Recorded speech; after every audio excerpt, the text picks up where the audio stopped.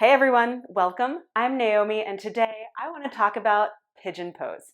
So pigeon pose is one of those poses that everybody has an opinion about. Everybody says, you should do it this way, you should do it this way. Your front foot should be flexed, your shin should be parallel to the front of your mat. Your back toes should be curled under, your back toes should be extended. You need your hip on a blanket, you need your hip, all of these things, right? There are so many different competing opinions when it comes to pigeon pose. And what I want to do today is just give some reasoning behind the different ways that you can choose to align in pigeon pose. And really just sort of clarify that one way isn't necessarily better than the other way. It's more about what feels good in your body, what will best support you, and what way will give you what you need based on what you are headed for, right? Based on what you were trying to build up to, or based on really what works best in your body for any number of reasons. Okay, so no right or wrongs here, just explanation for all the different ways that we can align in pigeon. So, you excited? This is big. I'm excited too. I love pigeon pose. It's probably one of my all-time favorites, but it hasn't always been. And so I feel particularly excited to talk about pigeon because there were times in my life when I didn't like pigeon because my knee hurt or my back hurt or any number of other things. So just know that I'm coming at this from a place of I've been in the trenches with pigeon. I have gone through times in my life when it has not been my favorite, but now I'm really back on team pigeon and I want to get you there too. Okay, so let's get started. The first thing to know about pigeon is how you want to align your knee. And I'm going to show you facing forward so you can see what it looks like from the front and from the side. Okay, so for pigeon pose, you can come into pigeon in any number of ways, right? You can come into it from downward facing dog. You can come from table. I'm going to come from table just to make it simpler. Now, the most common way that we do pigeon is knee to the outside of your hip. So I'm taking my left knee to the outside of my left wrist. I think I said hip, but I meant wrist, okay? Now this is great if you don't have any knee pain or any ankle pain or any number of other things. But if you have more sensitive knees or sensitivity in your low back or hips, having your shin, or your knee rather, more in the center is going to relieve some of that stress, okay? So these two different angles, first one, more typical, knee wider, meaning more to the outside of your hip rather than in line with your hip, okay? More to the outside of your wrist, and that's gonna create a lot more external rotation, meaning your femur bone is rotating outward in your hip socket.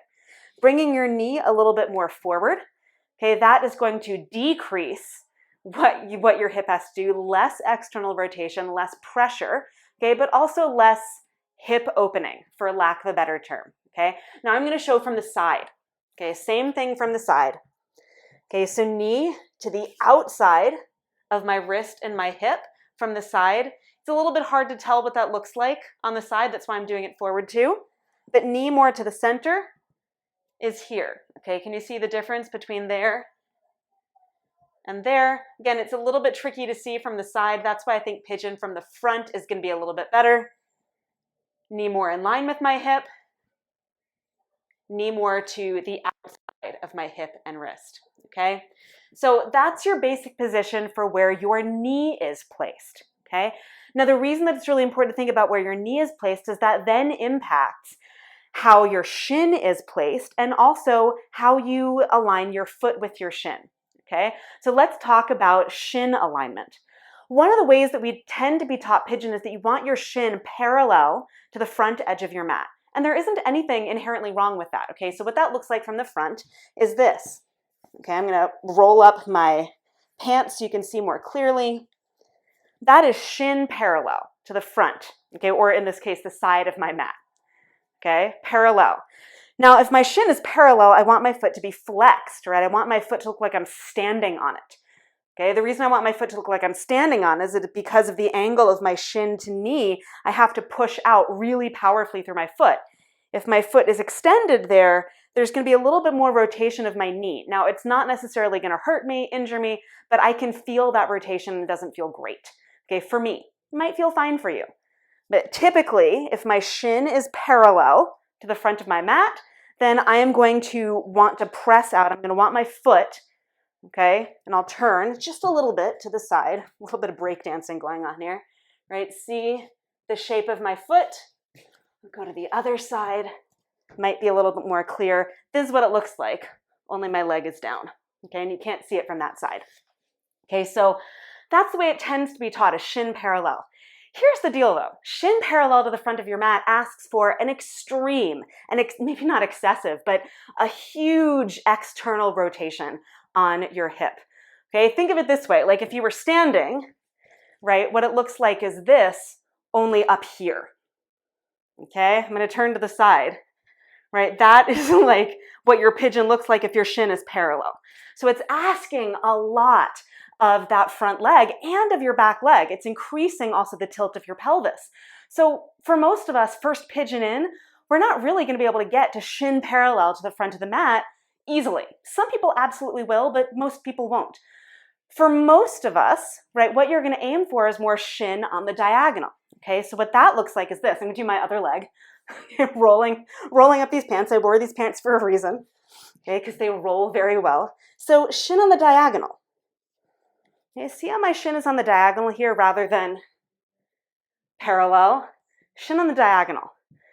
So that's a lot nicer on my knee and my hip, at least to start, right? Because it's a little bit less external hip rotation. It's asking a lot less, and it's tilting my pelvis a little bit less, because the more I externally rotate my front leg, the more my pelvis has to sort of accommodate for that, right? So there's going to be more tilt, and that's going to create potentially more pressure in my low back. It's not going to injure me necessarily. I want to keep emphasizing this. It's not going to injure me necessarily, but it is going to create more pressure because my pelvis is tilting more. One leg is externally rotated, the other's not, okay? So shin on the diagonal, that's kind of nice. And notice the different foot position. See how my foot is extended? The top of my foot is pressing into the floor instead of flexed. Again, that's because of my knee position, right? When my shin is more parallel, there's more opening, more space behind my knee, okay? But when my shin is on the diagonal, there's less. So flexing my foot there, it's gonna bunch up my calf muscles more than anything, right, that flex, and it's going to push against the back of my thigh, my hamstrings, and it's not going to feel great, right? So having the top of my foot down, that extension, that feels a little bit better in my pigeon pose with my shin on the diagonal, okay? So to recap, shin parallel to the front of your mat is totally fine. It just is an increased external load. So it asks a lot more of your hips and your low back. So that's something that you can typically build up to in your practice, but it might not be your first pigeon out of the gate. Okay, first pigeon out of the gate might be that diagonal shin pigeon, which feels a little bit easier external rotation-wise, and it gives you a little bit more opportunity to build. Okay, now one little piece of information to add to this shin parallel versus like shin on the diagonal. If you want to work towards shin, and I'll turn to the side here so you get it, this is a better view here. If I start with my shin on the diagonal, okay, so my knee goes forward and to the side, one of the things that we tend to do in order to get shin parallel is to grab a hold of the foot and yank. Yank. Okay, but what do you see moving there? Not my hip, it's my knee. Okay, now again, this isn't necessarily going to injure me outright, but if I'm yanking on my foot to try to create more external hip rotation, that's not the way to go. If I want to get my shin more parallel, I can lift my knee, take it back, and now I'm moving my hip. See that? That's my hip moving, not my knee. So my foot stays down, the knee goes with my hip, and then I can slide my leg back, and now I've got shin parallel. Okay, which you can't quite see from the side. I'll do it again a bit on the diagonal so it makes more sense. All right, so here my shin is on the diagonal, lift my knee, move my hip, knee goes down, leg slides back, and now my shin is much more parallel, right? It's much more lined up, and my foot is flexed, right? Or more specifically, I'm pressing out evenly through the four corners of my feet. Okay, so that's one more little piece to the where is your shin? Is it parallel or is it at an angle? And what are your feet doing? And how do you get there? So that is the second important thing that I think we need to cover when it comes to pigeon pose. I'm checking my list because I had so many things written down. Okay, so next one, next one. This is important, okay? How many times have you heard you need to put your hip on a blanket in pigeon? How many times? Just once? 500? Maybe never? Okay, well, I've heard it quite a bit. Now, the question to ask is, why do I want my hip on a blanket? Well, let's take a look at that. So I have my blanket, my trusty blanket. Now, the reason, I'm going to do this one from both angles again, the reason that you tend to hear hip on a blanket is there are two reasons, really. Number one is to keep your hips level. Okay, number two is for comfort. Okay, now there isn't, again, inherently anything wrong with that. However, okay, let's do my right leg forward first. So let's say I'm in my pigeon. I know I'm getting close, and I'm here. All right, my shin is on the diagonal because, and then I take this blanket just to like shove it under there to make sure that I'm sitting. Now what's happening is that I'm kind of landing on this blanket and I'm rotating my left hip outward. So instead of my hips being level, I'm actually twisting and I start to feel this pressure through my left inner thigh. Now, this is not to say that everybody who sits on a blanket does this, but this is the tendency, right? Is that I put a blanket underneath my butt and now instead of being level and even, I have this like twist, this external rotation of my back leg, which is actually not what I'm after. I want my back leg to be rotated inward. Now, as soon as I start to rotate my back leg inward, my butt is no longer in contact with that blanket. Okay, I'm going to show from the side so it's even more clear. Okay, so I have my trusty blanket over here. Left knee goes forward. I'm at an angle with my shin. And then I take this blanket and I wedge this blanket underneath me. And in order to sit on it, I have to lean. Okay, so this is me actually in the center. This is me sitting on the blanket. And now my back leg is rotating out. Now, if I rotate my back leg inward more so that my pelvis actually is level, see, I'm no longer on the blanket. Right? Like I can slide my hand under there and I'm not touching anything. So the blanket doesn't really serve much of a purpose. And in fact, when you do have the blanket underneath your hip, oftentimes it gives you a cushion, but in the wrong direction. Okay?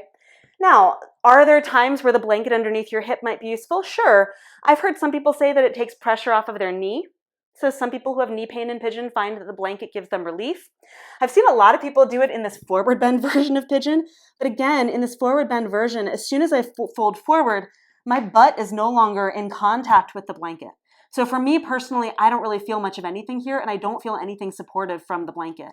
So as far as I'm concerned, like the blanket doesn't really do much of anything, right? It just sort of gives you this like idea in your head that it's making the pose easier, when in fact it's actually maybe putting you in a position that is not as great for your body alignment in pigeon pose, depending on what you have going on in your body.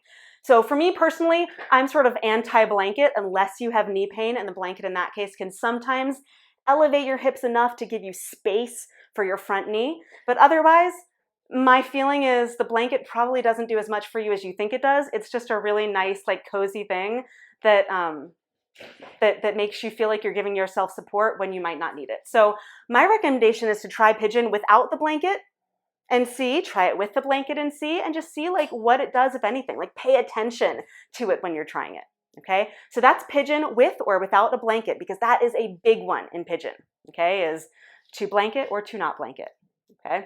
Now, the last thing, in terms of like the basics, and then we're going to go on to how do you lift off away from the floor. The last thing has to do with your back leg. Okay. So do you curl your toes under in pigeon or do you extend? That is a fantastic question. And of course, there's a reason why for both. Okay. So why would you curl your toes under in pigeon? Well, let's take a look. So if I'm in my pigeon pose, top of my foot is extended. Right? So instead of curling my toes under, I've got the top of my foot, my back leg extended. That gives me length through my back leg. But if I curl my toes under, that gives me power. Gives me power potentially to bring my hands to my hips. Now, there are other things you need for that too. I'll get to that in just a minute. But if my toes are curled under, I can push through my back leg, right? So a lot of power.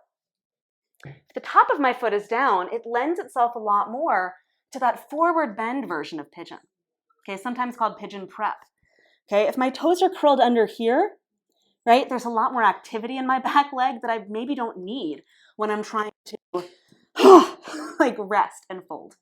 Okay, so generally speaking, when we're talking about the back leg, and this is one of the more minor points, if you're talking about back leg alignment in pigeon pose, top of the foot down that allows you to fold forward and gives you more extension and a little bit less intense activity. Back toes curled under gives you more power and the opportunity to potentially lift your hands away from the floor because you're pushing into something, okay? Now that leads me to the last important thing for pigeon pose. How in the world do you lift your hands off of the floor? The answer, by the way, is not wedging that blanket underneath your hips, although that is an option, okay? And I will show you how that is potentially an option. Okay, so we'll go back to the blanket, but I still have feelings about it. Okay, so how do you lift your hands off of the floor in pigeon? This is a biggie, okay? So what tends to happen in terms of pigeon when we go to lift hands off the floor is we forget that the pelvis is tilted forward, right? We forget that in order to lift our hands, our legs have to be engaged, okay? So if we start here in pigeon and there's a lot of anterior tilted pelvis, meaning the top of the pelvis is tilted forward, which in this case is kind of down toward the floor. If I go to lift my arms, right, it's going to be a lot of this and crashing, okay? It's a little bit dramatic, but I think you get the general idea. Now, if I squeeze my legs toward one another, okay, so see that? This is me down. This is me squeezing in. If I squeeze my legs in, I can bring my hands to my hips. Now I have a lot more power, and then maybe I can take my arms up, okay? Now, blanket under the hip in order to lift your hands away from the ground. Here are my thoughts on this. When the blanket is under your hip, and I will show this, when the blanket is under your hip in pigeon, it gives you a little bit of a false sense of security, okay? Because the blanket isn't really holding you. It's just sort of like, or rather I should say, it's not really supporting you. It's like holding you in place. So it's not like giving you actual support. It's giving you the idea of support. Okay, so what people tend to suggest with the blanket is if you're trying to lift your arms and you're like here, if you put the blanket under your butt, well, you can sit on it and lift your arms, okay? Now, here's the thing. Here's the question. When you are lifting your arms away from the floor, what's the purpose? Like, what are you trying to get at? Well, if you're trying to lift your arms away from the floor in pigeon, you're trying to get at power. Like the action that lifts your arms away from the floor is a big squeeze of your thighs. It's a big squeeze of your thighs inward and up. Now, if you are squeezing in and up, that squeeze in and up, that powerful action can teach you so many things, right? It can teach you how to lift off the ground in crow pose, right? It can teach you how to stabilize in warrior one. It can teach you how to stabilize in warrior three, a balancing pose, or half moon.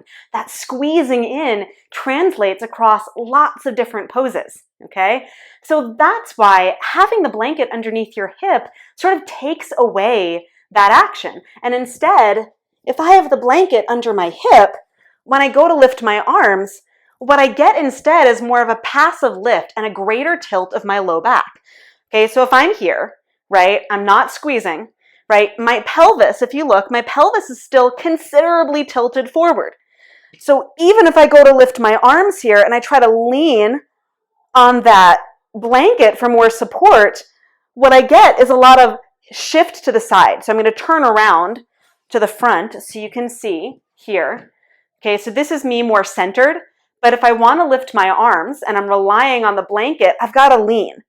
And then my pigeon looks like this, right? Where I'm leaning over my left knee. And now a lot of the weight is actually in my left knee and in my low back on the right side. Okay, and to the point where actually it doesn't feel good for me. Okay, so having the blanket underneath my hips takes away a couple of things if I go to lift my arms away from the floor. It takes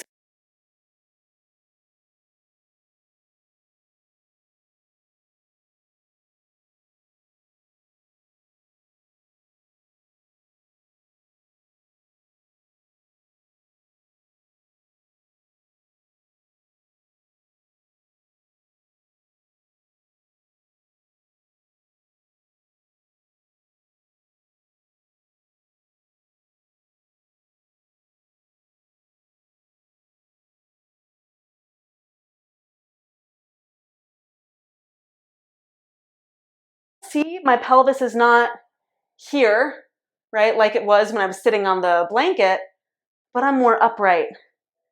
And then I can take my arms up. Now, there's a key thing that I have not really talked about yet, and it's the last thing that I'm going to talk about, and it's how close you want your back leg to be in. toward your front leg. Now, conventional pigeon wisdom is you want that back leg to be stretched as far back as possible because you want your pelvis to be flush to the floor. Okay, so first of all, the pelvis like flush to the floor, we're talking like the bottom of your pelvis or like your pelvic floor, or even like, we'll say like, for lack of a better way of thinking it, it's like if my pelvis is flush to the floor, and I'm not even sure if I can do that right now. If my pelvis is flush to the floor, I can't even get there. Okay, like I can still slide a hand underneath my pelvis, and I'm about as low down as I can go. Okay, we have a tendency to think that you're supposed to be as low to the ground as possible, but that doesn't work for everyone. First of all, you need an enormous amount of external hip rotation in that front leg. Okay, and you need a lot of extension in your back leg. So you need two really big things. Now, some people have both of those naturally, but most of us don't, right? We really need to work that external hip rotation and a lot of the extension in the back leg. Okay, so the objective is not necessarily how low can you go, but it's actually how neutral can you get your pelvis? How much can you get your pelvis more upright so that your low back isn't cranky? And what that might require is scooting your back leg in closer to your front leg than you thought you were supposed to. Okay, so here's what that looks like and here's what that means. So again, typically in pigeon, we're like, I gotta get all the way down to the ground, right? See that? Like I'm pretty low. I can still slide my hand underneath my pelvis, okay? So I'm not fully touching the ground, but there's a lot of tilt. Okay, so much tilt in my low back. Now, I don't have to do much to get my pelvis a little closer to neutral. But for some people, which means, so notice I'm not just squeezing my thighs together, but I'm actually scooting my back knee in just slightly. And now I'm a little bit more upright. For some people, that might be way up here. And see how close my left knee is to my right heel? Right? It's like a hand's distance apart. If somebody really wanted to lift their hands to their hips, and this is how they get there, cool. Okay, a lot of the weight is on my shin and my back knee. I would encourage like a blanket underneath the back knee in that instance. But in this particular case, like what I'm really trying to get, again, it depends on what you're after. Do you want to try to lift your hands away from the floor? The only way you can do that is to scoot your back knee in quite a bit. Do it. If you don't want to lift your hands away from the floor, then you don't need to scoot your back knee in, right? If your aim is more of that forward fold version of pigeon, then maybe your back leg stays as far back as you want it to be, right? Like if my aim is that really nice, right, pigeon prep, then my back leg can be pretty far back. I don't really want my knee to be here, right? Like I want more extension. Upright, that would look like this, a lot of tilt in my pelvis. But if I'm more if my torso is more parallel to the floor, more of a forward bend, for lack of a better way of thinking of it in pigeon, then I want more of that length and extension, okay? So, we've talked about pigeon for a long time. A long time, I think it's been almost 25 minutes. Thank you for sticking with me for this whole entire time. I hope that this has answered most of your pigeon questions. If it hasn't, please leave questions in the comments below, and I'll do a quick video to answer those questions another time. But for now, like I said, I hope that this has cleared up a lot of those inconsistencies and misinformation and confusion about pigeon. I hope that it has given you a little bit more appreciation for pigeon pose and more of a hope that you and pigeon can be good friends instead of enemies. So, thanks for hanging out with me on the mat today. I look forward to seeing you back again really soon. Until then, bye everyone.